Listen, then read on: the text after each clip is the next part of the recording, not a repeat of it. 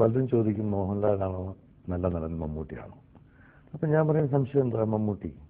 അപ്പോൾ കാരണം എന്താ, ഞാൻ പറയും 7 നമ്പറുകൾ കൈവശമുള്ള മോഹൻലാലിൻ്റെ അടുത്ത് വെറും 1-2 നമ്പർ വെച്ച് അടിച്ച് നിൽക്കുന്നില്ല ഇദ്ദേഹം എന്ന് പറയുമായിരുന്നു.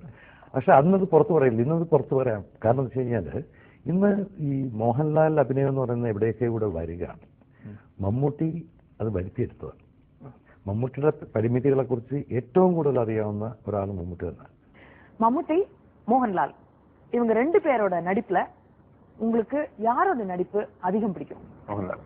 மோகன்லால் சாரோட படங்கள் பார்க்கும்போது வந்து ஒரு மியூசிக் மாதிரியே இருக்கும். அவரோட பாடி லாங்குவேஜ், அவரோட விரல்கள் பேசும், கட்டவிரல் பேசும், ஒரு நக்கிள்ஸ் பேசும், எல்போ பேசும், ഡയലോഗ് മാറിയ അവരുടെ ബോഡി ലാംഗ്വേജും അഴകാ இருக்கும். വളരെ അടുത്ത് ബന്ധപ്പെട്ടിട്ടുള്ള ആളുകളാണ് മമ്മൂട്ടിയും മോഹൻലാലും. ഈ നടന്മാരെന്ന നിലയിൽ താങ്കൾ ഇവരെ രണ്ടുപേരെയും കൂടെ തുലനം ചെയ്താൽ ആർക്കായിരിക്കും അഭിനയത്തിന്റെ കാര്യത്തിൽ തികവ്? ഒരു ആക്ടർ എന്നുള്ള നിലയിൽ നമുക്ക് പല ലിമിറ്റേഷൻസും ഉണ്ട് എന്നുള്ള കാര്യം.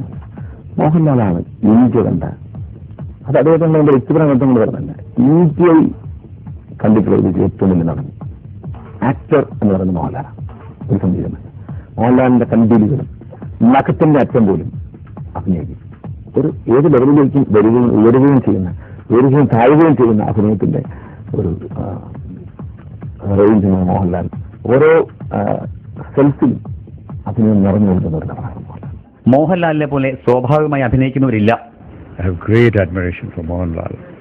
I think he is one of the finest actors in the country today. He's so relaxed and so normal and so effortless in his performances. I always keep telling him that.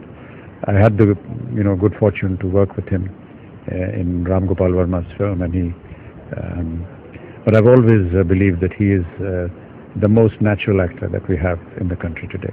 ഞാൻ ലാലിനെ analyse ചെയ്യുന്ന ഒരു സംഭവമാണ്. ഞാൻ ആരോടും പറയും ഇതിനെക്കാട്ടിലും നല്ലൊരു ആക്ടറായിട്ട് എൻ്റെ ജീവിതത്തിൽ വർക്ക് ചെയ്തിട്ടില്ല. ആൻഡ് എന്നിട്ട് ചോദിക്കുകയാണെങ്കിൽ ഇന്ത്യയിലെ ഏറ്റവും നല്ല ആക്ടറാണെന്ന് എന്നോട് ചോദിച്ചാൽ ഞാൻ ഡെഫിനറ്റ്ലി മോഹൻലാലാണെന്ന് മാത്രമേ പറയുള്ളൂ. കാര്യം അതെൻ്റെ ഒരു വിശ്വാസമാണ്. കാര്യം ഞാൻ എൻ്റെ മുമ്പിൽ തെളിയിക്കപ്പെട്ടിട്ടുണ്ട് പലപ്പോഴും, അതുകൊണ്ട് ഞാൻ വിശ്വസിക്കുന്നതാണ്. ആൻഡ് മണിരത്നം പോലുള്ള ഡയറക്ടേഴ്സ് എന്നോട് പറഞ്ഞിട്ടുണ്ട് ഞാനിനി ഇയാളെ വെച്ച് പടം എടുക്കില്ല. ഞാൻ ചോദിച്ചു അല്ല, കട്ട് പറയാൻ നമ്മൾ മറന്നുപോയി, കണ്ടോണ്ട് നിൽക്കും. ഒരു ഡയറക്ടർ എന്നുള്ള പൊസിഷൻ വിട്ടുപോകുന്നു. ഹൗ ഡിഡ് യു മാനേജ് എന്നുള്ള ചോദിക്കുന്നത്. So definitely is a great actor.